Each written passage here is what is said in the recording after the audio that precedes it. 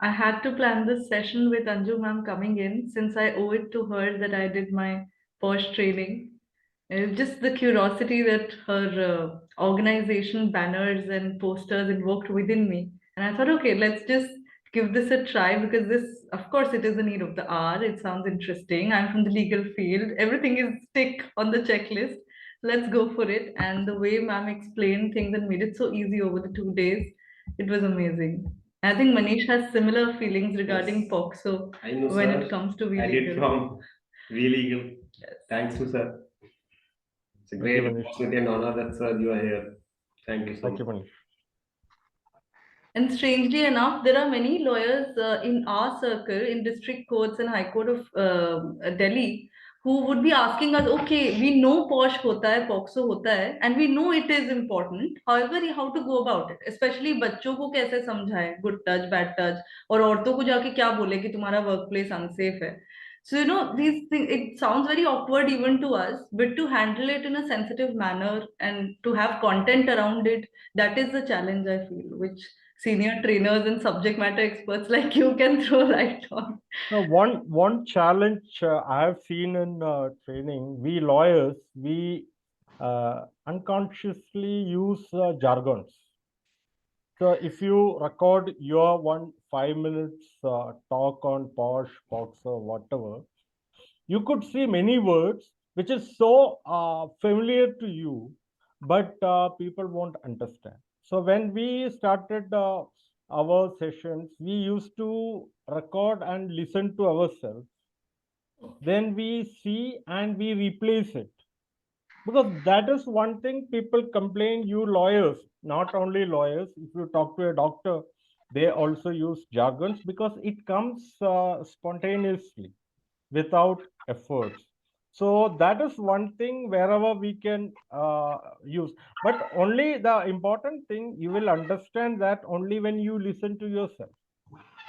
Otherwise, you will not get it. So that is one challenge always happens when, especially when you address the non-legal people.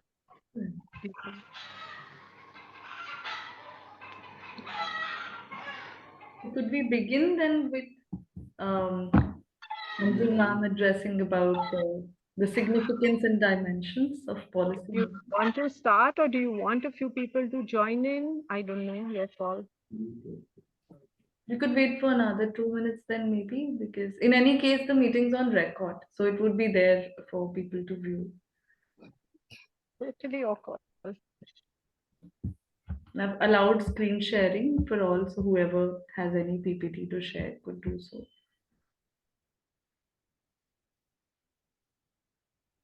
Do you want me to start?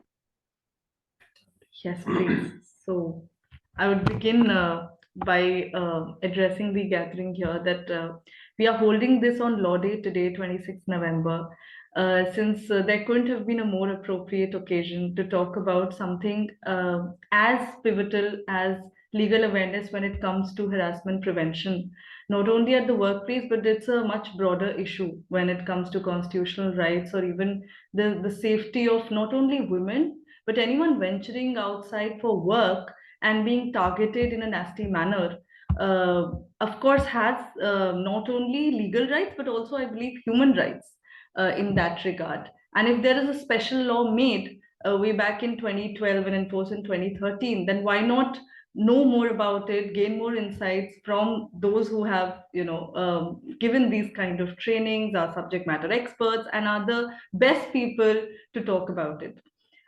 So here we are from LAWGYSTIX Foundation and MKA Legal, both Delhi-based organizations. We thought let's join hands, do something in a pro bono fashion, and take it on as a campaign, not only a one-odd talk or a discussion. Because then when these events fizzle out, many a times people complain for something longer, something which stays over days, and it can be maintained in that way by teams.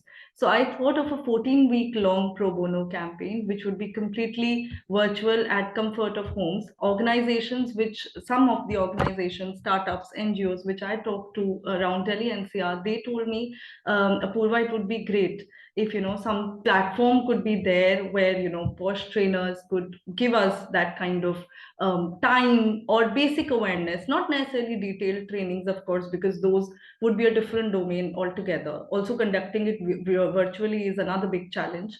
However, we thought of this as, let's just try this and let's launch it on this eventful day, that okay, from 26 November 2022 to 8 March 2023 is the window that we are thinking of running this PoSH-athon, which is going to be completely pro bono, virtual, and every Friday, Saturday, with registrations open not only for PoSH trainers across the country, but also such organizations willing to seek such training. So we are just trying to be an intermediary platform, and let's see if success happens in that way and people benefit. So today we have a panel discussion with Anju Kapur, Muhammad Rafeeque sir, Dr. Sandhya Advani, and we had Mr. Raman Kumar also to be joining in. He called a few hours back saying he was traveling and due to connection issues might not be able to join or might join towards the end. So we'll begin as it is with Anju ma'am talking about the importance and the dimensions of anti-harassment policies at workplace. Maybe you could talk about educational institutions, ma'am, or however you feel the flow should be. Over to you. Ma'am, you're on mute.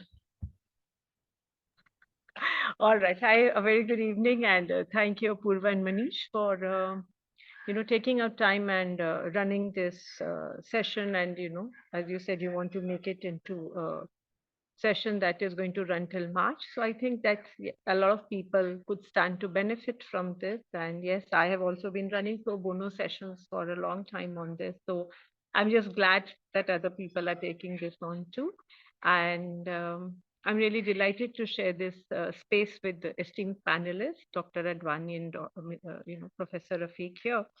So talking about the PoSH policy, as we know that the PoSH Act, Prevention of Sexual Harassment of Women at Workplace, talks about that every organization with 10 or more employees is to come up with its internal complaints committee.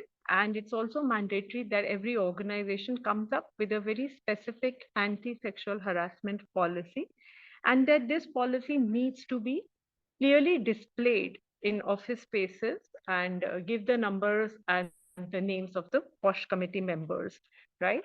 And a detailed policy can be worked out. And I think it would really stand to benefit if every employee is made to, is given a copy and is made to accept and sign it, especially for the HR when new people are joining it, so that they know, what it is like. So the purpose of the policy is obviously to have a healthy workplace, and which is free from all forms of sexual harassment, and it should send out a very clear message of zero tolerance, right? Zero tolerance to any form of sexual harassment. And so what it does really is to set out a robust complaints and redressal mechanism in case of any form of sexual harassment that anyone faces. Now, so basically, in my experience, when I've done trainings, a lot of times the feeling or the feedback that I get from men is that, men are very irritated that they are not included and that the law is only seeking to protect the women. But I don't think the law is anywhere saying that only women are to be protected. So what really matters is how an organization comes up with its policy. The policy should be inclusive, so including all genders, people from different sexual orientations. So not just women can be protected from sexual harassment, and that is what I think a policy really needs to do. So it must aim to endure protection to all its employees at the workplace, and all employees, all genders, all people with different sexual preferences. And workplace, as we know, the definition is very wide. It's not just where you work, but any place that an employee may visit in connection to the workplace. So all of this needs to be clearly spelled out in the policy. So now when I get into designing of a policy is, I think first part should set out the purpose. What is the purpose of the policy? That it is made in accordance with the PoSH law, so that people realize that it is not just something the company is floating, it's a legal mandate and it's legally binding, and that it's punishable in law. That must be clearly spelled out. The rationale of the policy should be given, that it clearly prohibits, that the company has zero tolerance. And then third, I said, is the scope, that it is to protect all employees from any forms of sexual harassment. And I should also say that, sexual harassment is a grave offense punishable under law. And then it should go on to clearly tell us that, what do they mean by different terms, so there should be a very clear clause mentioning all the definitions, right? Like what is sexual harassment, who's an aggrieved person, uh, who is a respondent, employees, workplace, witnesses, consent. The notion of consent should be clearly defined. And then, of course, detail the ICC, what is an ICC, who are the members, share their phone numbers, an email ID, which is specifically created for lodging of complaint. So the whole redressal mechanism should be very, very clearly pointed out in the policy. And even if the whole policy cannot be displayed throughout the office, but the key ingredients like zero, tolerance, all employees covered, ICC members, and how they can be contacted. And then it should detail out the whole reporting procedure, that like the law talks about, that the complaint should be made within 3 months in writing, IDs, phone numbers, and whatever the other things are. And I think it's also important to mention here that in case it's a person, right, who's it's coming from a person who is not a part of the organization, like if she went somewhere and the organization cannot take action, then the committee should be able to guide, the office should be able to guide the aggrieved to be able to help them to lodge a police complaint. So all of those things can be spelled out. And they should also mention about what is conciliation, how does conciliation work, then the inquiry, what are the powers of the ICC, how the investigation procedure is to be made out, and what would it return. And most importantly, also mention what happens if the complaint is found out to be false or malicious. What is the action that can be taken, right? And also when, if a person is found guilty, then what is the kind of action that can be taken, so that all the staff is aware, as I said, that this is a punishment under law and there is serious action that awaits them. And the very important aspect should be the stress on confidentiality, that the ICC members should be very clear that they maintain the confidentiality of all members involved, and that the confidentiality cannot be disclosed. So there should be a non-disclosure by the ICC members also. And I think it's also important that we stress upon no retaliation, right? That the aggrieved will not face any retaliation, and there's a complete embargo or prohibition on this. So these are various things that a policy can cover, and it can be as exhaustive as the company can make it. And also it should detail out the roles and responsibilities of different people in the organization, like of every individual, right? It's a responsibility of how I talk, how I conduct myself in my office space. Do I, spread viciousness in my office place?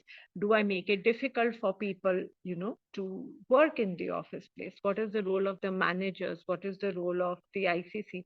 So all of this can be, defined, and the company can come up with a proper form also, whereby the aggrieved knows how to file a complaint, and that would make it easier for them to file a complaint and for ICC also to record its finding. So, and another important aspect of it is it's just not enough to make a policy. It is also very important to conduct periodical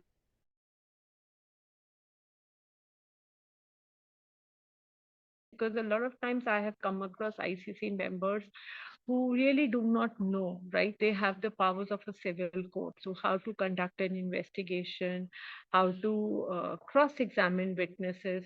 So trainings of ICC members as well as of the employees is very, very important. So I think that's all I wanted to share for now. Thank you so much. Thank you, ma'am. That was really crisp, sharp, and hitting. I would say. It covered everything which I think a person who's uninitiated would want to know, and even those grappling with policy making would really benefit from. Any questions for Anju ma'am over policy making from anyone here? All right. We could proceed with a very interesting study, I think based on a survey which Dr. Advani has, with much efforts, made and is extremely experienced to share nitty-gritties and nuances of it when it comes to safe workplaces and role of support staff in maintaining the same. Something we hardly talk about in such sessions or in PoSH trainings. So ma'am, over to you. Screen sharing has been enabled. Thank you so much, Apoorva. I'll just share my screen. Give me a moment. Okay, I have it here.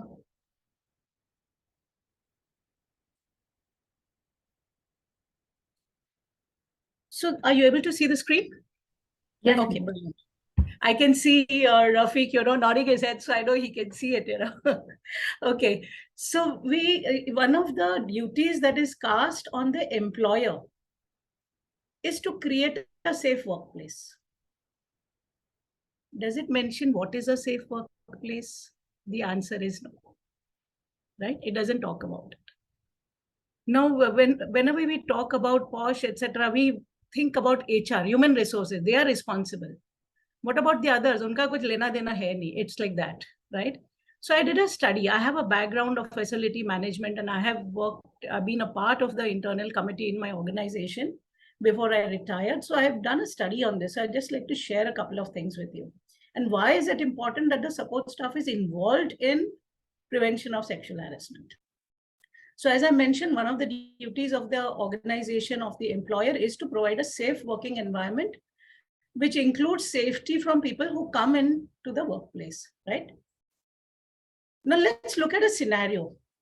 A visitor is coming to meet a woman employee.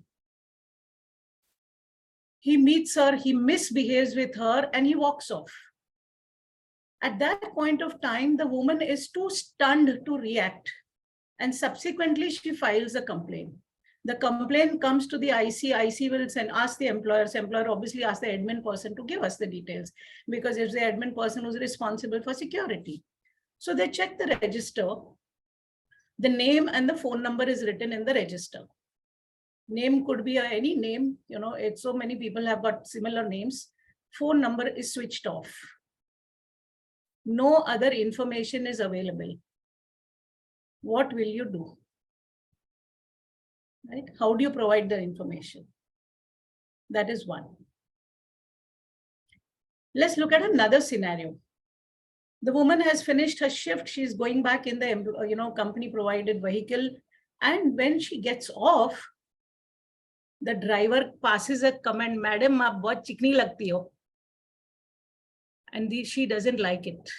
And she files a complaint.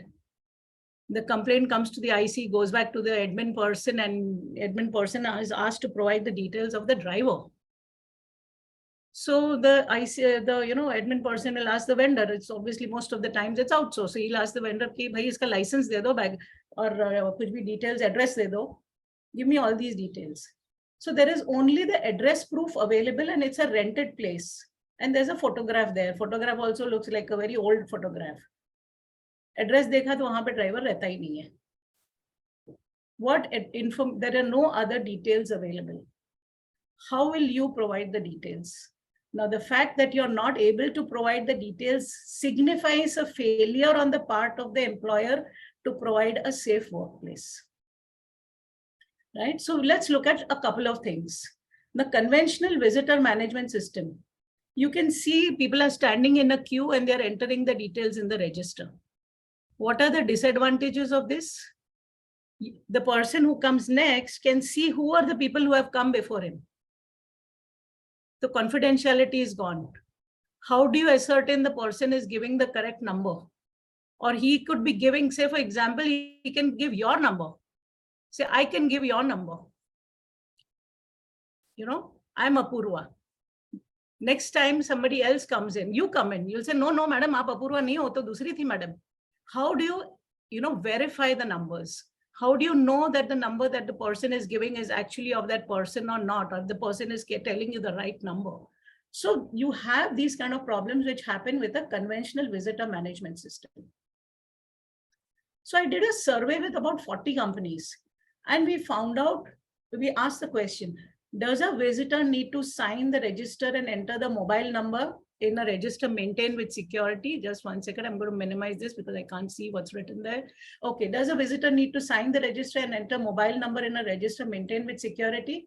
90% said yes, 10% said no. Then we asked people, do you use a visitor management system in office? 75% said yes, 25% said no. That means 25% run that risk of lack of confidentiality, no way to verify whether the numbers are right or wrong. Then we asked, what data does the visitor management system capture? So 65% said we take a photograph. 90% said yes, we have a mobile verification. 53% said yes, we take a government ID, maybe a PAN card, maybe an Aadhaar card, a voter ID. 15% said we take a fingerprint, and 10% others are 10%. And what do they take? They take the company name, whether the person is carrying a pen drive or not, any other media carrying devices. Somebody said that employees capture the data of visitors. You can see there is so much of a discrepancy in what data is being captured. We asked, do you have a mobile number verification? Only 38% said yes, 63% said no. So we don't know whether the numbers that they are mentioning, are they correct or not. We again asked, do you issue a printed pass to the visitor? Only 57% said yes, 43% said no. So what is advisable? Remember I talked to you about one case where the visitor came in and he misbehaved and he walked off. So it's always advisable, and plus the lack of confidentiality. Person can see who are the people who have come in earlier, when have they come in, what time have they come in, on all those details, not just for that day, they can see for the previous day. So it's basically there's a lack of confidentiality, and particularly in organizations, your competitor can send somebody and your competitor will know who are the people who came in earlier, whether any clients came in or not. So it's always advisable to have a visitor management system in the office, and also be able to check whether the data that is being provided is right or wrong. The second point, we talk about controlled entry and exit. Now, a lot of times you may have like a biometric system, or you have an access control system. With an access control system, which is with a card, if I remain absent, I can give my card to Apoorva, she can walk in and she can swipe my card and walk in, right? But it's very, very easy to do it. There have been cases where a person is absent, she gives the card to a friend, friend walks in, swipes her card also, and goes in. Now, primarily, what is important is that you should have something like lanyards. You can see on the right-hand side, color-coded lanyards. So we could have maybe white-colored lanyard for employees, visitors having a red-colored lanyard. If it's a contract worker, maybe have a green-colored lanyard. So if you see somebody with a red colored lanyard is roaming around in some restricted areas, immediately the employee's attention is drawn to that person. What is this person doing in this particular area?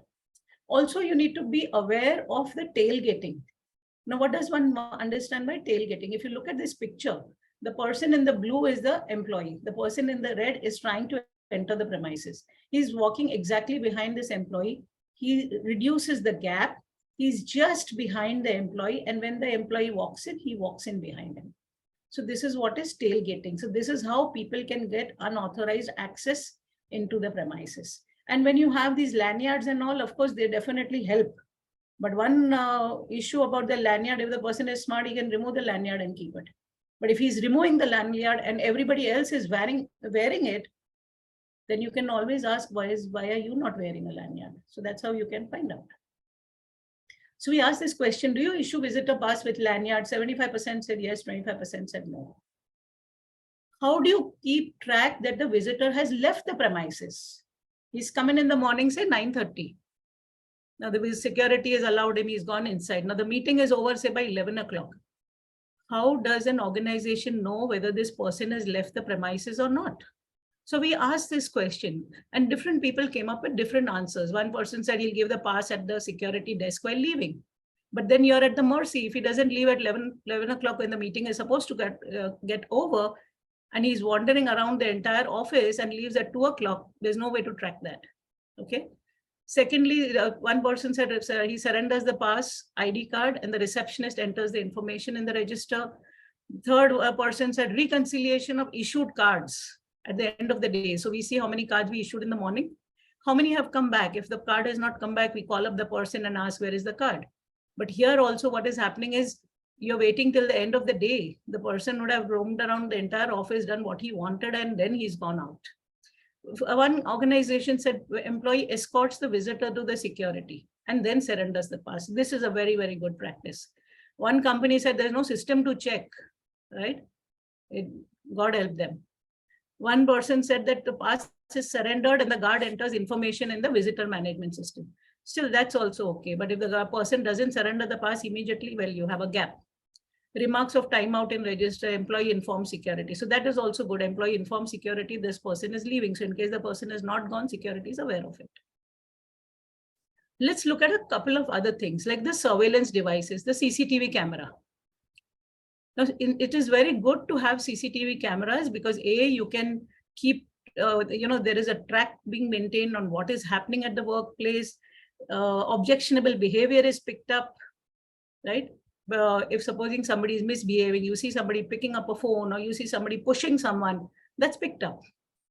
Most of the time, what we used to do was, during the day, the security footage, the CCTV footage that is there, the night guard generally doesn't have too much to do because nobody is working at night. We would ask him to go through the security, the CCTV footage and point out if something is noticed, something which is not okay is noticed, to bring it to the notice of the admin person the next day.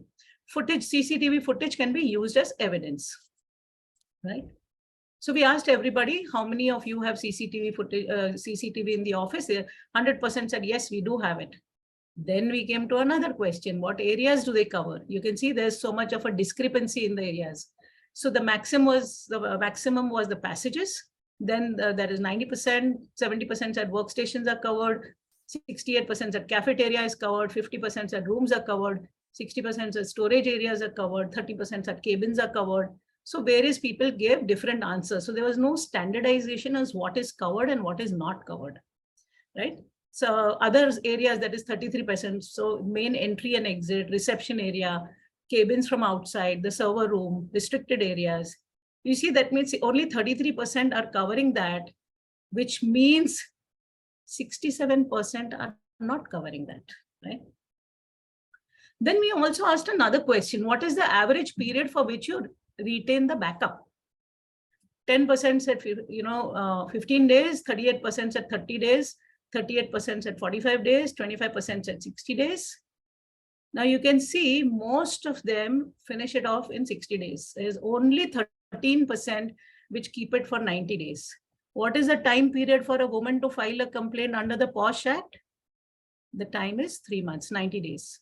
Now, if your backup is only for 15 days and this lady comes to you after a period of 45 days and says, this kind of a thing happened with me, please check the CCTV footage. My dear friend, you will say you don't have a backup. Your backup is only available for 15 days. So it's always advisable to have a backup for a period of at least 90 days. Who takes the CCTV backup? So we asked this question. So 50% said IT team, 45% said the facility management team, 5% said others. So let's see who does this backup.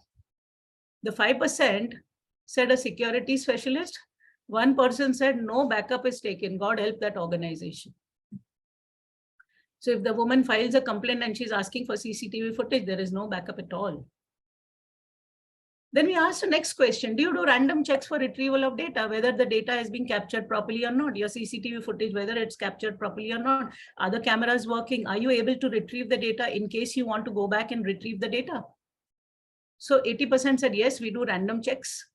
20% said, no, we don't do random checks. So if supposing they don't do checks, and if they want to retrieve the data, there is every possibility that data may not be available. We asked, how often do you do data, data retrieval? How often do you do these random checks? 33% said, yes, we do it in 7 days, once in 7 days. 10% said once in 15 days. 40% said once in a month, and 20% said once in 2 months. So I'm just looking at this 20%. if they check in 2 months and the data has stopped recording, say on day 5, they have lost out on the data for 1 month. I mean, almost like 55 days. They get to know only after almost the 2 months have passed whether the camera is working or not. It all depends when it has conked off. It's conked off, say, on day 5, or it's conked off after 1 month, whatever it is, they miss out on all this. Then let's look at the infrastructure related steps that can be taken. Meeting rooms, cabin walls, ideally should be made of glass. You can have frosted panels for the purposes of privacy, but then the chances of sexual harassment happening when the room is like this, is made of glass, are comparatively less. Because, people are walking in and out, so whoever is there in the cabin is aware of that. Another one, parking areas. Many a times a woman has finished work, she goes down to take her car. Parking area is very dark. If an incident happens, how do you get the CCTV footage? We don't even know whether there's CCTV camera there, whether something can happen to her. If it's a dark space, she will not know if somebody is trying to reach her or approach her or try to touch her inappropriately. I mean, I've had a case where this lady was walking on the, on the service road. It was dark. It was like 7:30 in the evening, and there were trees. While she was walking, somebody came on a motorbike, tried to grope her. She complained about it. Next day, we went to the police, filed a complaint, etc. We even went and managed to check the CCTV footage of the police of that particular road. But the whole road is dark. There was no footage available, and we could do nothing.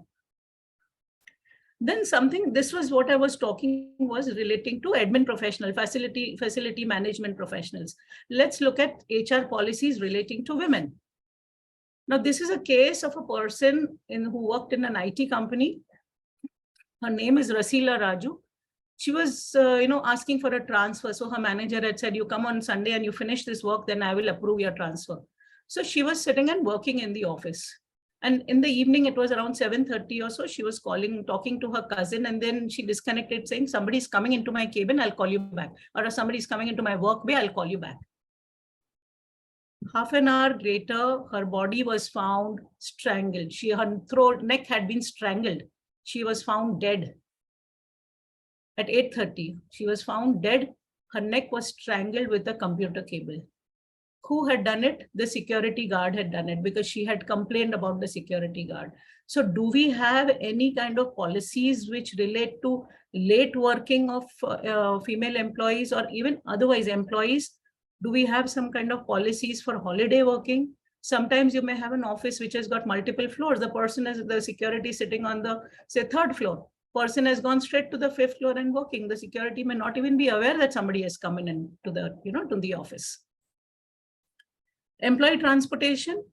So this is a case where the person, he was driving a cab. He raped a woman who was working for a finance company in Gurgaon. And when she was going home, this driver raped her. Okay. Now, the cab company had made a lot of mistakes. They had not checked that this guy had a criminal record he was tried for rape in 2011. He didn't go through the police verification. The address he gave was false. Mobile number that he had was shared between 3 drivers, so we don't know who it was exactly. There was no GPS in the car, and the phone that was given to him by the cab company was switched off. It became very difficult to track the driver. So I'm bringing all these points to your notice that when an organization is tying up with a cab company, ensure that they are doing police verification, ensure that the data relating to all the drivers is with you, updated on a regular basis. So does your company provide transportation to employees? 45% said yes. 57% said, okay, they gave it 45% said yes for home pickup and drop. 57% said for late night sitting. 55% said to visit meetings, attend, go for meetings, meet clients, etc. And 43% said airport transfers. Now, my suggestion to you would be, at least as far as the people who are traveling, say after 11 in the night till 6 in the morning, particularly women, please ensure that you ask them to take the cab which has been arranged by the company, in the sense a company has a contract with the cab company, rather than taking any private cab operator like Uber or Ola or something. Because when you're dealing with a company which is providing cabs, and you have done your due diligence, they have drivers who are verified, they've gone through police verification, they have all the data of drivers and everything available. Is employee transportation outsourced to a vendor? 75% said yes, 25% said no. Is the data of the drivers retained by the vendor? So 20% said by the vendor, 25% said by the company, 50% said both of us keep it, and 18% said none of the above, right? How often is driver information reviewed? Many a times a person is entered into a contract, the company is entered into a contract, and at that point of time, you have all the data available. Over a period of time, drivers have changed, and you don't have the data of the drivers who have changed, right? So 45% said yes on change of driver, 30% said every 2 months we review it, 8% said every 6 months, 5% said every year, and 28% none of the above. So that means there is a possibility that your data that you retain relating to the drivers may not be updated. And that is the scenario that happened in that case that I talked about, where the driver misbehaved and there was no data available. Does a transport provider use technology for vehicle tracking, pickup or drop? So 57% said yes, 43% said no. So now we asked another important question. If an employee has an emergency while traveling in the company provided transport, what is the mechanism available for the employee to reach you? 65% said there's a calling number. 10% said there is an SOS button. 12.5% said emergency number plus SOS button. And the other one said we don't have a company vehicle or a company bus. It's an ad hoc cab they can take and go. Now imagine a scenario where somebody is trying to molest a woman. Do you think she has the time to take out her phone and search for your number and call the number and actually be able to reach you? Not, there's a possibility she may not be able to reach you. So it's always better to take up a service provider, cab service provider who has an app where there is an SOS button. It becomes very easy for the employee to, press that button and reach out for help. Last but not the least, do you include PoSH-related clause in your employment contracts, vendor contracts, client contracts, and others? 75% said yes, we include in employment contracts. 50% said vendor contracts, only 38% said client contracts, and 18% said others. Others mean they don't know, it's covered by data privacy, etc. Very, very important to include PoSH-related clause in all these contracts. If you feel a little hesitant saying sexual harassment, PoSH-related clause, say labor compliances, which include sexual harassment. So that's what you could do, right? So with that, I come to an end of my today's session. And this was a completely Balbon kind of a presentation, which was mind-blowing, and the kind of data you presented with the examples, the anecdotes, it stirred us up really. And if this is what is happening to us as legal professionals, I don't know how many people would be moved if this is the message you're carrying. Yeah, thank you. But this is the situation which is there when, many a times when the PoSH sessions are being, the employees are there, at times the support staff are nowhere around. They are busy arranging things. Very important to involve them. That was an aspect which is not covered. Yes, Mr. Rafeeque. Yeah. Yes. No, I was telling that was an excellent. There are many things which people, even we are doing things, but we may not be aware, or even we haven't thought of until seen the points. That's very good. Thank you. Thank you, sir.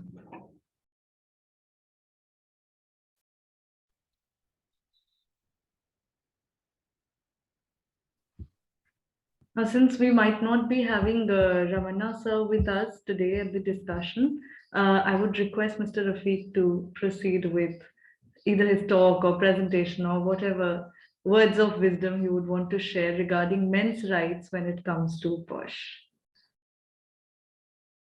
Okay, thank you, Apoorva. Thank you, Kapur and Manish. And I wish you both for all whatever you explained the campaign with all success, and wherever you want our help, VLegal, please let us know. Sure. Well, you asked a difficult question, and it's mostly we don't tend to talk about how does a man or a man report a sexual harassment where. So the first question, though I don't have a presentation, the first question is, do men get sexually harassed? The answer, the studies shows yes. At least whatever the reported cases, 19%, it's a 2015 study, 19% are of not reported, happened of the cases of men.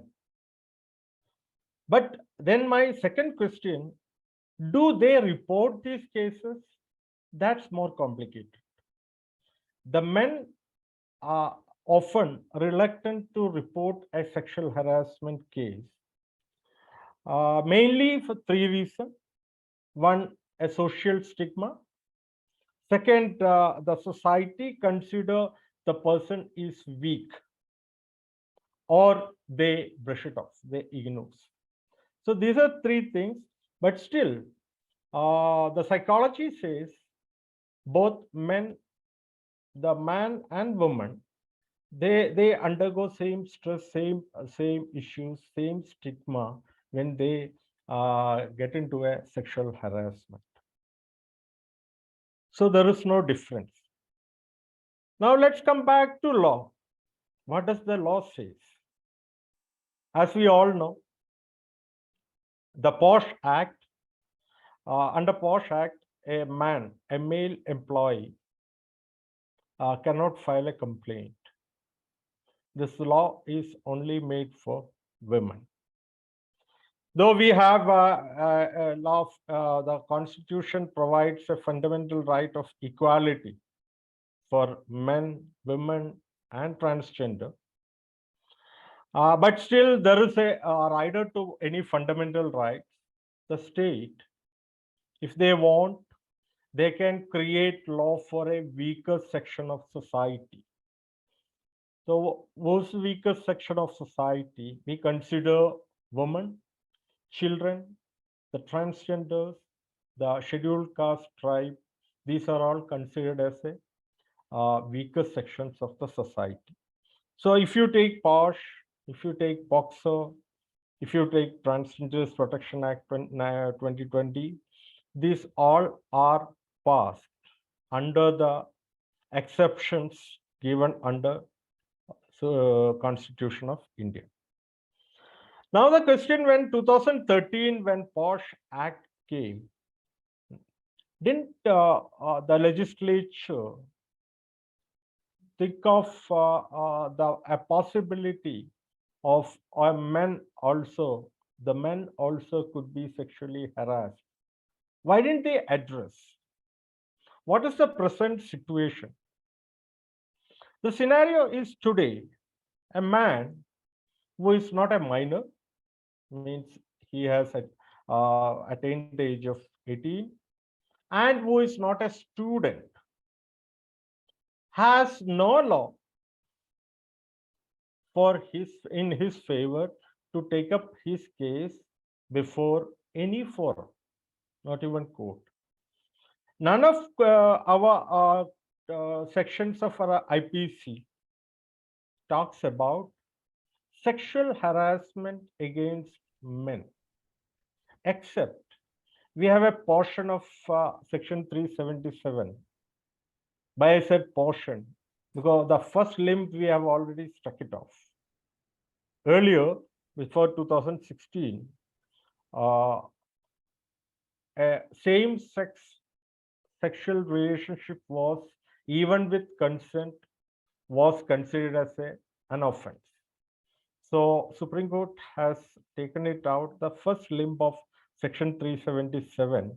Today, the same-sex sexual relationship with consent is no more an offense. Whereas they left the second limb of section 377, which says any person who have been sexually harassed, there the word used person, it's gender neutral, sexually harassed only in the case of carnal intercourse. We normally we say sodomy, the carnal intercourse without consent, can only come as an offense under section 377. So in effect, there is no law for a man who is an adult, who is not a student, to address a sexual harassment in India, right? Now let's look at how do we handle this. I said two exceptions. One is student, one is minor, second is student. Minor because because of POXO, Protection of Children from Sexual Offences Act 2012, under which it is gender neutral. The victim could be a man, a boy, girl, or a transgender, right? But and same thing happens when they become a college under UGC or AICTE. The PoSH Act doesn't apply there. What is applicable is a regulation called 2015 regulation against sexual harassment, passed under UGC Act. Same way, if it's a technical college, AICTE is the authority and the regulation passed under AICTE. Both these regulations, students are concerned, it's gender neutral. Means in a college affiliated with UGC or AICTE, they can, if a male student can file a complaint before IC for against a sexual harassment. So the minor have been excluded, and students. Though students, the age is not, even the word student is not defined under UGC Act or AICTE. So I had a question posed to us during a training. Suppose I'm a evening college student and I'm working in a company. So it happens in my company during my working period, the law doesn't apply to me. Whereas I go to college, the same law, not in the technically, but it applies. So we often encounter such things in the law, though we tend to ignore such things. So this is how. So then, as Ms. Kapur in her session said, for policy purpose, how do we address this question? When you go for a PoSH employees awareness program, often a question would come, where do men go and file his complaint? So if you say, no, man cannot file any complaint, then the next question would be, then why are we sitting here in this training, which we don't have any purpose? So how do you address that? That is very important, especially in. So we used to suggest our clients, you do a gender neutral policy where you make it clear that any complaint filed by the women or female employees would go to IC. If any complaint filed by men, it could be considered as a disciplinary case against the other person. You should keep it in mind when we see a sexual harassment case. It may not be a binary, means a woman is being harassed by a man. A woman can be sexually harassed by a woman, vice versa. A man can be. So a man's complaint can go to HR or management as a disciplinary case, so that at least you can address the issue. But is that the solution? It's not the solution. What we are trying to do, we try to fill up the gap, the lacunae the law has made. We try to put it in a, it's a kind of a stopgap arrangement. In fact, last more than 3-4 years, we have been waiting for an amendment under PoSH Act to make it gender neutral. Another important thing, during post Nirbhaya, when Justice Verma committee was appointed for reviewing the criminal laws, Justice Verma made it very clear, rather the committee, that all our sexually related laws should be gender neutral. But somewhere it got missed, or we don't know the reason. Even in the case of PoSH, there was a suggestion to make it gender neutral. Now, even we thought, let man be alone. What about transgenders? Now, many companies in Bangalore and all, even government setup, they have started recruiting transgender. So even a transgender cannot file a complaint under IC. Whereas transgender has a solution now. In 2019, means it published in 2020 Jan, there is a law, a Transgenders Protection Act, under which if you have transgender employees, you should have a complaint officer. Even that complaint doesn't go to IC. So the point is here, many, if you take globally, almost all developed countries, they have a gender neutral law.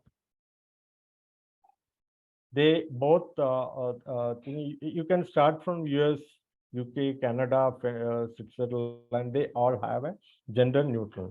What does stop us from making this a gender neutral law? I couldn't see anything.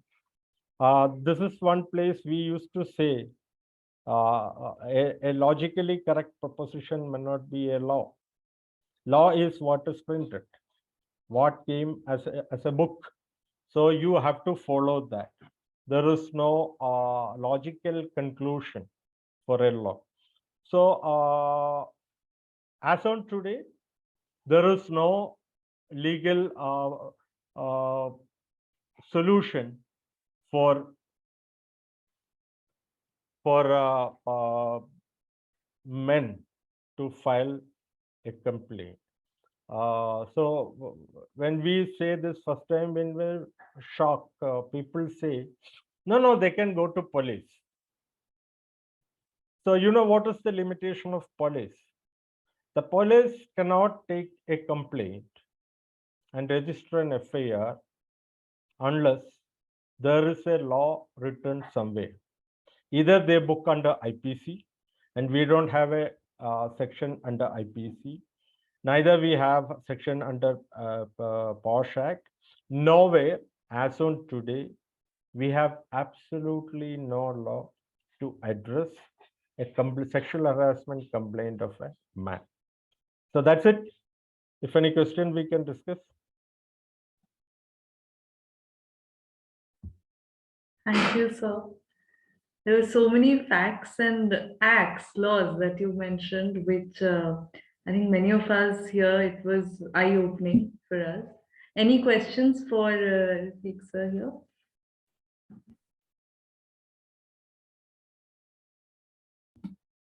Okay. Especially the concluding line that you ended with, sir, regarding the dismal situation when it comes to men's rights as regards sexual harassment in such cases. It's something which really needs to be taken up by policymakers. So probably think tanks or a law commission type of a body, or these bodies could be approached for legislative recommendations, because otherwise there can be experts sitting and talking and deliberating about these things, but till the time the Parliament of India or any state legislature thinks about it, there's no ground reality shifting. Absolutely. In fact, it says there is no real hue and cry for this law to become. There was in 2018, there was a PIL came before, I think, Justice Deepak Mishra, and to make all the Section 354 series and 375 to make gender neutral. So it was dismissed in the admission itself, saying that this is an imaginary petition. Even today, we need a specific law for women and children. So we haven't reached that stage that all sexual things, sexually related offenses should be gender neutral. It was dismissed in 2018, just 4 years back. Recently news, Yeah. it was a news from Punjab, I think. A man was raped by 4 women. It was in news. They kidnapped him in the night, and he was raped all the night, and he was running from pillar to post, pillar to report, and nobody's registering. Because then law would say this is technically not rape because he cannot be. There's no yes, it's such a law. man. So very kharab So system. yeah, true. There is a notion that a woman cannot rape a man. Our section 375 entire criminal jurisprudence is on the basis of that. So only there are countries you don't need for a rape to be booked. You don't need a penetration. The logic is that the penetration can happen by a man to a woman, but in many countries, your rape, the offense rape, it doesn't require a penetration. Any kind of abuse could be a rape. So there's a high time we need to see that, especially the PoSH. See, the difference is under PoSH, it's even a WhatsApp message could be a sexual harassment. And that can happen with men. Because recently I had a case, the boy came, he broken up, he had a breakup with his girlfriend, a young chap. Then now she started bothering him, though he started seeing someone else. So the other girl, and most of the WhatsApp message he has seen, had it been a boy sent to a girl, could have been a sexual harassment and their colleagues. But in his case, he can, what all I advised him, keep a screenshot and keep it anytime. If she files a complaint against you, you can say that it's a consented case. And these are the evidence. That's only we can do as of now. Probably Mr. that Rafeeque, you know is what I would have done? Yeah. What I would have done, is tarah se agar hai ki, you know, the girl is sending messages to this boy, I would have said, collect all of it, prepare a complaint, hand it over to HR. Let them inquire into it. That's It can be possible. taken up under code of conduct. That's possible. I would have Provided probably told them that. Provided they have a code of conduct which saying that a gender neutral sexual harassment definition, because the PoSH Act says your code of conduct should contain sexual harassment as an offense and the punishment should be given. So as I said earlier, the choice is of the employer. If the code of conduct talks only sexual harassment means a male employee or a female employee harassed by another woman, then this complaint technically not possible to handle, even if you give to HR. They should have a provision under code of conduct. It's the same problem, helplessness of police. They need some law to support it.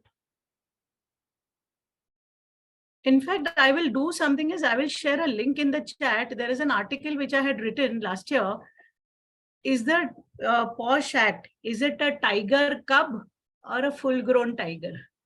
Okay. Okay. Yeah. What are the gaps? What are the Please do, gaps ma'am. in the Please do. PoSH Act? Please Right? share. So I will just share that link. Let me just see. I will just see if I can share that link. Okay, one moment. I will just share it. So last year, by this time, it would have hopefully grown up. I know. I hope so. I hope so.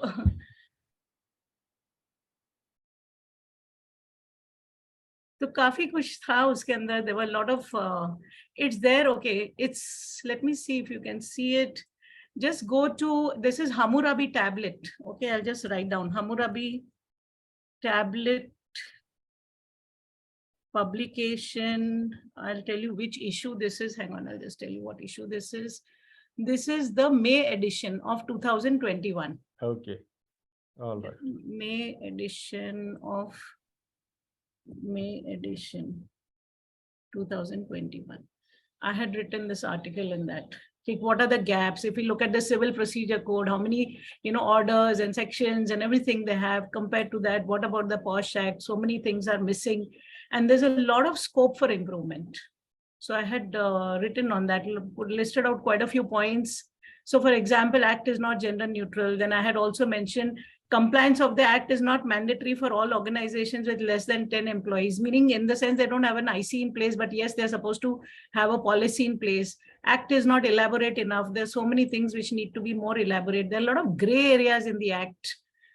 Under-reporting of complaints, lack of inspection, lack of awareness, no clarity on application of the Act on clubs and voluntary organizations, which is another important point. Like Rotary Club, Lions Club. I mean, they have a lot of people. Global organizations, in fact, GNI. Yeah, you look at any law, leave the PoSH alone, are foolproof. They evolve because Correct, after law, the judgments come. Now, for example, until that Calcutta High Court judgment 2 years back, there was a confusion, though we did not have, that a woman harasses another woman, would it come under the PoSH Act or not? Now, last year, Calcutta High Court made it very clear that complaint is maintainable because respondent is a person under the law. So this is an evolution. The law basically evolves through judgments, amendment, then judgments. So yeah, it takes time. So no law would come at the first instance. You take any law, it then amendment, then judgments, then interpretation comes. That's the way it happens. I know, with 9 years have passed, so. Correct. Recently, Kerala High Court has passed the film unit, shooting unit. Shooting unit, normally they all join, all artists, technicians, director, everyone, and they stay together and they disperse once shooting is done. So that that is considered as a workplace under PoSH Act, and they need an IC. So that would help. Though there are club, of course, it's a gray area where if you don't have employees. Another gray area is residents association of where you have security guards, you have housekeeping big. So whether a residents association is a workplace, a company, an establishment or not. So these are the questions gradually it will address.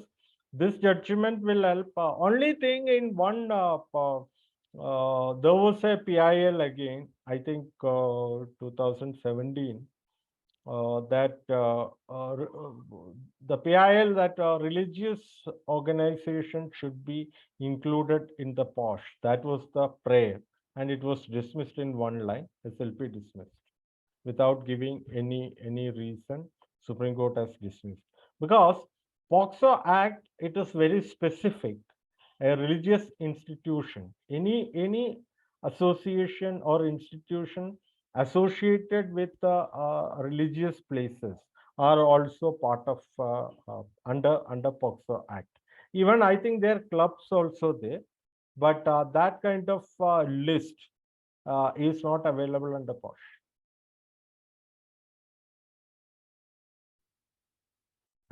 We need to push the ministry to go ahead and do something. There are so many Absolutely, cases that are absolutely. coming up and so many gray areas that are there.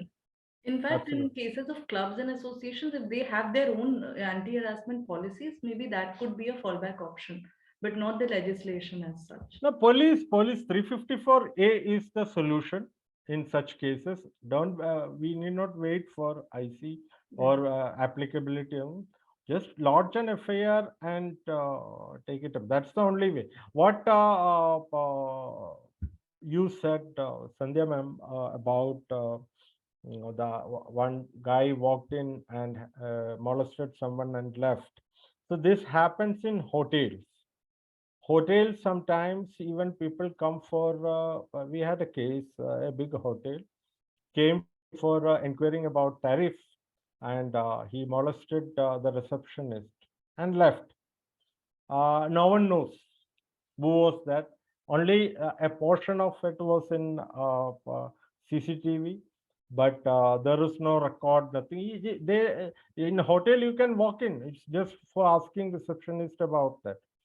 So how do they manage this? Often they have this issue. So I've checked big hotels policies. What they all say, almost same, that we being an employer will help our employees to pursue the case with police. That is what they say. Pursue the case with police, and we will extend all support to them. So because you can't do, there are some industry you cannot do anything in such cases. So 354A is the best solution for that. File an FIR, pursue it. Yeah, there are disadvantages like time. There is no time-bound action, and it will take its own course. Investigation takes its own course, but it will happen. It will work. So what about these false complaints? Now that both of you are here, I would want to exploit the opportunity and learn more. It's out of scope. The process that really takes place when it comes to false complaints and how to sift it out as an IC, because before it goes beyond. Even, yeah, you can answer. Yeah, okay. Thanks, Apoorva. Now, I have handled a couple of cases where the complaint was false. There was one incident, the person was a ex-captain of merchant navy. He was working in a shipping company. Now, there was this girl whom he knew from the previous company. So he told this girl that, she was wearing some black t-shirt and all that stuff to office. And he said, this doesn't look nice. And I don't think you should wear this, particularly there's so many men around and all, it doesn't look nice. So she didn't like this comment and, so he just forgot about it. And then a couple of days later, he got a notice that please come to the, please come for this meeting. He goes for this meeting. There are 17 people over there, and this girl has filed a complaint of sexual harassment against this captain. Okay. And she has taken another friend, and together they have filed a complaint. And the complaint they have said, he told us, if you want a promotion, you have to wear deep neck blouses and short skirts and go to the director's cabin. Okay. And when he went for this meeting, there were 17 people there. The girls talked about it in front of everyone. And all these people pounced on him and he was stunned. He didn't know how to react. He just couldn't say anything. Then he tried to give his defense and everything. And he came to a point where he felt he's going to lose his job. And then that's when he sort of got in touch with me. And then we wrote down a lot of stuff saying that, number one, if it's a PoSH complaint, it has to be handled by the IC. It has to be confidential. What you are doing is primarily a breach of confidentiality. This is absolutely unacceptable, etc., etc. We did all that. I guided this person on what questions to ask. Finally, he was out of this particular thing. But you can have situations like this where false complaints can be filed.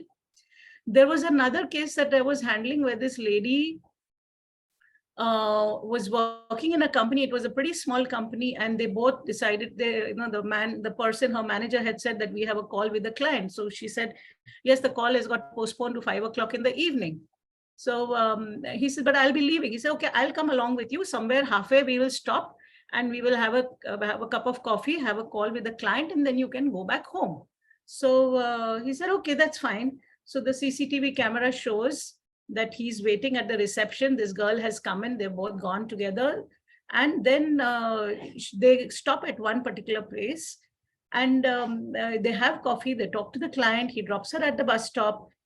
She says, I don't have enough money. You know, the buses are crowded. So she said, why don't you take a cab? She said, I don't have enough money for the cab. So he says, okay, I'm giving you some money. Take this and go home. She goes home. She sends a message, I have reached home. Okay. 3 days later, she files a complaint of sexual harassment. Okay. And, you know, she had not said anything that she was not okay. She reaches home. She is perfectly okay. She sends a message. She is a part of a WhatsApp group. She could have easily said, if she had a problem, she could have easily said that. She didn't say all that. And then when the matter came up, we when we had an inquiry, this girl didn't show up for at least 2 sessions. She didn't show up. And then we questioned her if this person was, and the allegation that she had made, we were traveling in a rickshaw. In the rickshaw, he misbehaved with me. Madam, if he misbehaved with you, what stopped you from stopping the rickshaw and getting down? You could have done that. She did not do that. She continued ahead. She went to the restaurant, had a cup of coffee, had a client call. You shouldn't have gone. Why did you do that? Then she has taken, he has accompanied her to the bus stop. She has given him the money. She's gone home. She said, everything is fine. I'm okay. And then she files a complaint of sexual harassment. So you can have cases like this which happen. And in such a case, I mean, prima facie, it looks like a false complaint, because if that was the problem, what was the action of the person subsequent to the conduct? If he misbehaved with you, A, you could have stopped the rickshaw and got off. You didn't. 2, when you went to the restaurant, you should not have gone to the restaurant. You should have left and gone home. So this is how these complaints do keep coming up, before the IC. Yeah, good cases. In fact, what happens, IC also depends how the people perceive. I have seen almost similar facts. 2 IC have taken different decisions. In one case, they said there is no SH. The other case that they said we found SH, therefore the person to be almost same. So how is it happening? So this applies to false case also. So as you said, the false case law is very clear. IC has no power to deal with false cases. Rather, IC need not to look into inquire into thing whether it's a false case or not. IC, if they apprehend, if they have a doubt reasonably, it's a false complaint, they only can write to management and say, we feel that it's a false complaint, appropriate inquiry may be done and taken action. That's all required. IC has no responsibility to find out whether complaint is false or not. That's very clear in the law. So in such cases, we always advise our IC members and clients, you give, if you feel, so 5 members or 4 members, if 3 people feels that it appears to be a false complaint, you write it and send to management. That's it. Management has to do another inquiry into this point. Why did she do this? And can take action. I'd like to point out one, sorry. Okay, I'll let you go. I'll wait. Yes, No, ma'am. I'm done. Any question? Okay, I just want to add on to something what Mr. Rafeeque has said. Inability of a woman to prove her complaint does not mean that it is a false complaint. Absolutely. Absolutely. Right? It is possible something has happened behind closed doors and she has been harassed, but she has absolutely no evidence. So just because a woman is unable to prove her complaint, it doesn't mean that it's a false complaint. Absolutely. It's written in the act itself. A false complaint means with a malicious intention. Correct. Of a person, of a woman to file a case. Mostly, I can give you example how this happens. One is out of ignorance. Means some people pursue her, file it, and they don't know what exactly. There is no training or awareness. Second is, most of the cases I have seen in our thing, probation is extended or promotion is not recommended, or warning issued, or PEP, performance plan included. Then it becomes a slightly, okay, I will show you. You haven't cleared my probation. So these sort of things happens. But nowadays we give lot of importance in our training about false complaint, because you should not get into that. You can lose your job also, unless you can prove that.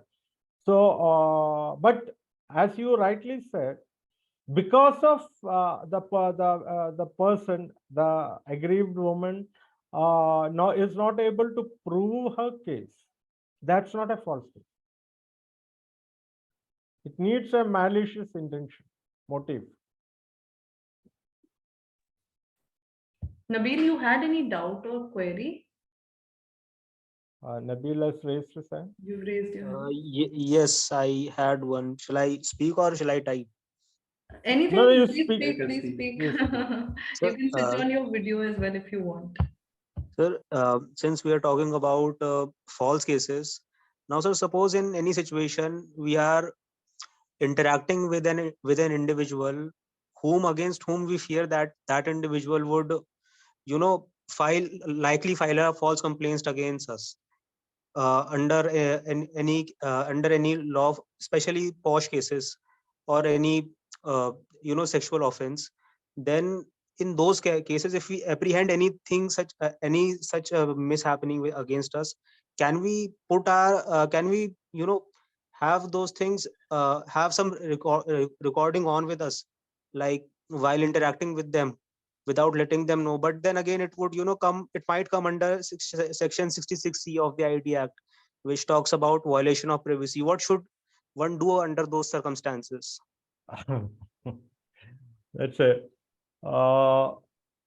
Nabil, first of all, if you have apprehension, you be away from such situations. That's the first advice, because you can't have, even if you do a recording, even if it goes, it may not be appreciated, as you know that under IT Act, it could be violation of privacy. But even there are cases we have examined the audio or video recording as a secondary evidence. Even otherwise, it will not be considered as a primary evidence, unless it can be corroborated with a primary evidence. So if you ask me, there is no such thing which we can take precautions against a person whom we are afraid that she may file a complaint. There is nothing. You need to, that's what I said, I advise my client, don't delete any messages or call records or something, or emails.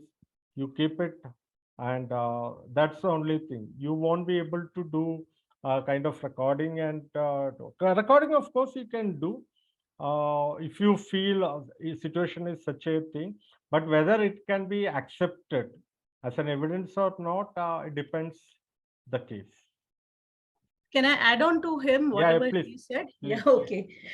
Okay, number one is, you know that you are anticipating that this person is a difficult person, and there is a possibility that this person may involve you in a PoSH complaint. At times, what we recommend to HR, if you are having difficult conversations with someone, say for example, somebody's performance is not okay, don't just call the person and say, okay, your performance is not good, so tomorrow onwards you can't come to work. Build up a case. The person is not doing well, build up a case that this person is not doing well. When you have to have difficult conversations, ensure that HR is involved. That is number one. Secondly, if you anticipate that this person, you are not a part of HR, you anticipate that this person could land you into trouble or create some kind of a problem, it is okay for you to record the conversations that you have with that person. As far as acceptance of the evidence that is concerned, as far as IC is concerned, IC will accept that evidence because there is a judgment on this. Though it is a breach of privacy, the the way the evidence was obtained was tainted, but the evidence itself, if it is relevant, is not tainted, it can be accepted. So that is the reason why when we have a PoSH complaint, if the woman has brought an audio recording or a man has brought an audio recording, that we do accept when we are handling a complaint. So if you anticipate this kind of an issue, please ensure that your WhatsApp chats are all, you have records of that, you have screenshots, your conversations, you have records. So later on, if ever you face a problem, you have enough of evidence to put forth. Thank you, ma'am. Thank you, sir. Any other questions or queries before we wrap up? It's been such an interesting and insightful discussion till now. And especially with both of you complimenting each other's comments, we thoroughly enjoyed every bit of it. So much learning. Dr. Cholaraja, would you want to ask any question related to colleges, universities implementing PoSH? So he's Ma'am, I'm not asking question, Yes. but I can really very happy to say that really very interesting, two important sources, particularly Madam articles are such when Ma'am mentioned in the messages. Then I went to LinkedIn also. I read about the messages also. And I gave the request also to Ma'am. Because she mentioned 2-3 cases. So the SAR, when he said of section 377, how it is meant should be not come into that. It's an entirely different matter. Because I'm not teaching as POSPO Act or a particular sexual harassment, even IPC also. But really, it was very how the fake cases. Most of the important problem is that the fake cases, because the law always try to make very sharpen to the offenders too should be punished, but the victim should be saved. But in this POSPO Act, it's reality. Now I understood that how it is, the negative effect of that. Really, it's interesting to me. I never ever heard such a great lecturers in this way. Really, thank you so much, Professor. I think, ma'am, Sandhya, Advani, ma'am, and Mohammed Rafeeque sir also. And really, thank you so much. But actually, I got a little bit late. I joined in late also. I think 10 to 15 minutes. That's all right. The recording would be available. Now I will try to use that. Thank you so much. There is a point I would like to make. I think, I don't know how many of them would know about this, but there's a point I would like to make on burden of proof. Yes, ma'am. Yeah. So as when you talk about a criminal case, the burden of proof is very stringent, because the law believes that it is better 100 guilty men go scot-free than one innocent man be punished. So if you were to say A murdered B, you have to prove only A could have murdered B and nobody but A could have murdered B. However, the standard of proof as far as a complaint of sexual harassment is concerned is lower. It is a preponderance of probabilities. What is the probability that this happened? Because the nature of the offense is such, many a times a woman may not be able to produce that kind of evidence which will prove things beyond a reasonable doubt. So the standard of proof is lower. So, and what we generally, a lot of times people ask me the question, something has happened behind closed rooms, closed doors. What evidence do we give?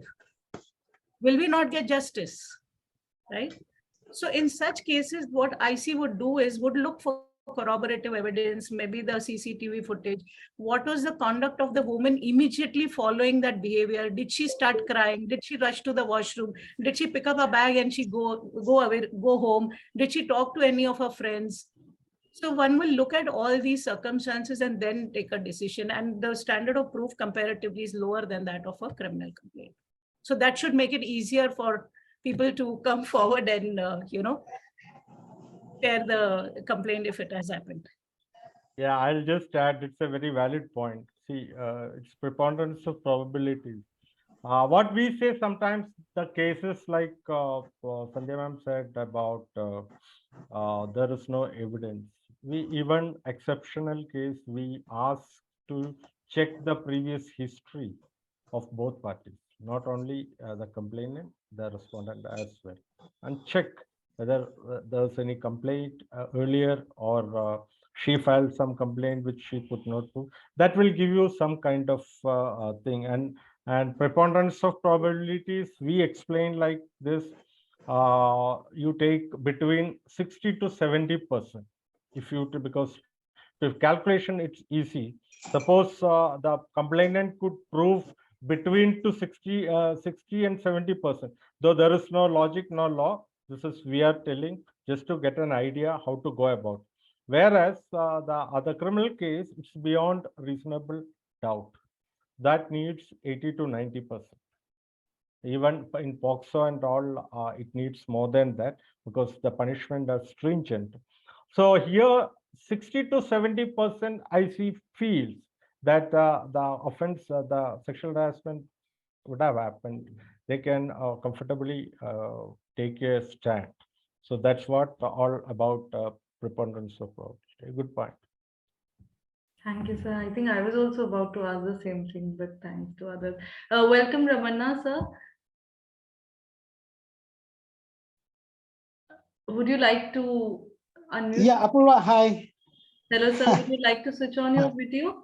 Yeah, actually, I'm in a wrong place, so I cannot switch on. Oh, that's So I thought, I just join and see you all guys, I'm so happy to see you. So please continue your discussion. Thank you, sir. Would you like to add into it some inputs, words, since you're supposed to be one of the panelists today? It would be So, yeah. lovely hearing from you, even if 1 or 2 lines regarding corporate trainings, your general experience regarding awareness of this law in the part of India that you come from. Yes. So, yeah, hi friends. So this is Ramana.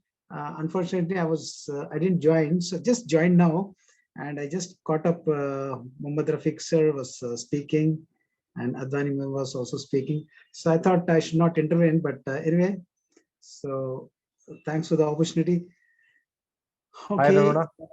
Yeah. Hi. So, all right. So you want me to speak something? Definitely.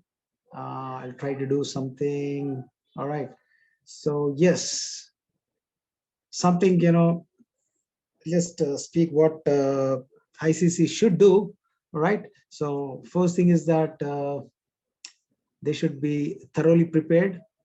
And for this questioning skills, which is a part of the soft skills, they have to be very thorough in that. So questioning skills is 5Ws 1H. And this is very important. And yes, when we do that interrogation, probably we have to speak less and let the victim speak more. That is one thing which I want to add. And ICC members should know the Act, policy, and relevant service rules.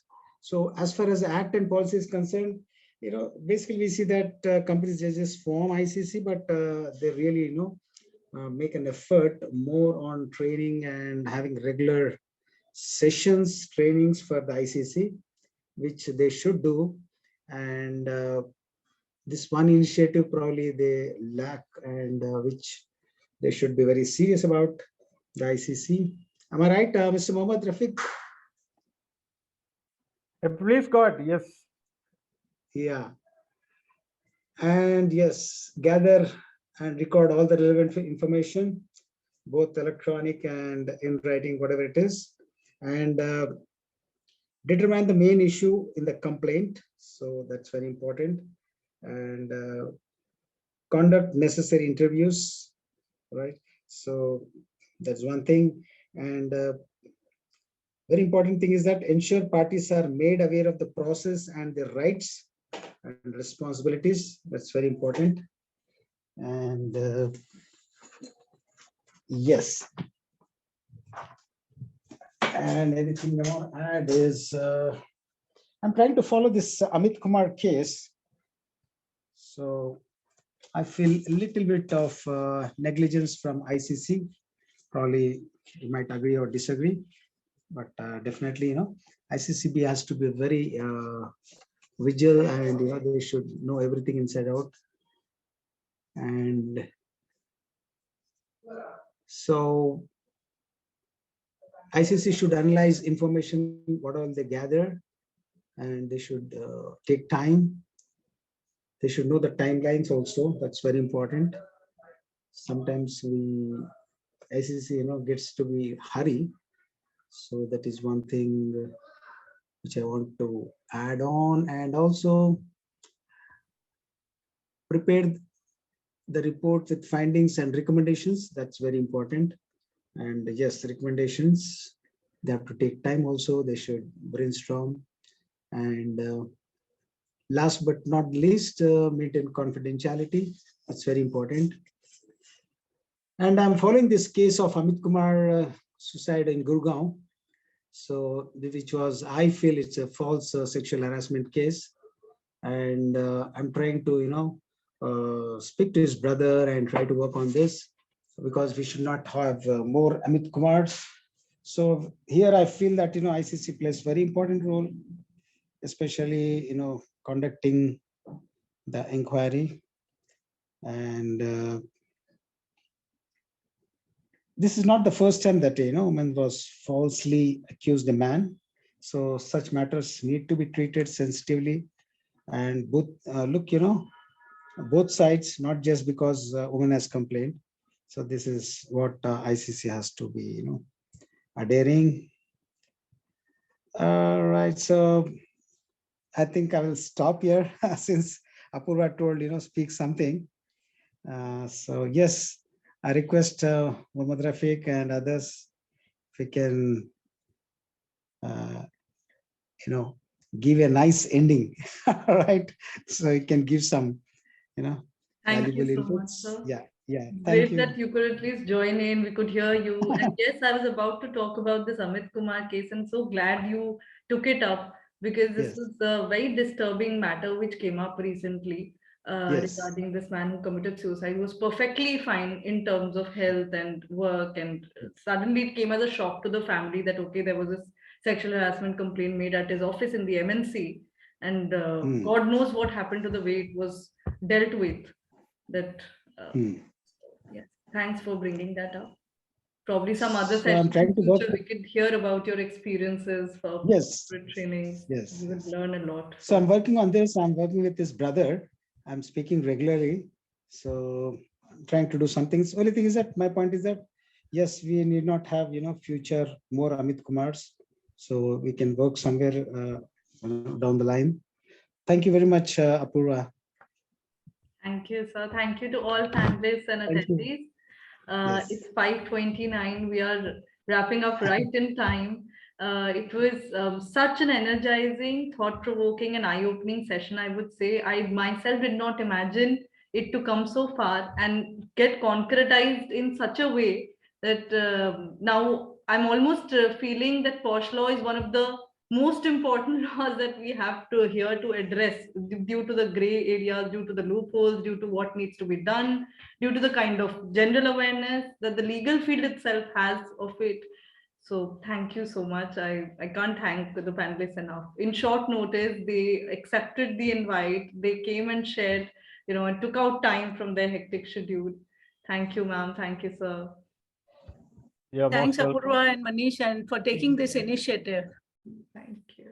Most welcome. All the best for further such initiatives. Thank you, Take care. Okay. Thank you. Thank you, Thank Sandhya. you, Thank you. everybody. Thank Bye. Bye. Bye. Bye. Bye. you. Bye. Bye.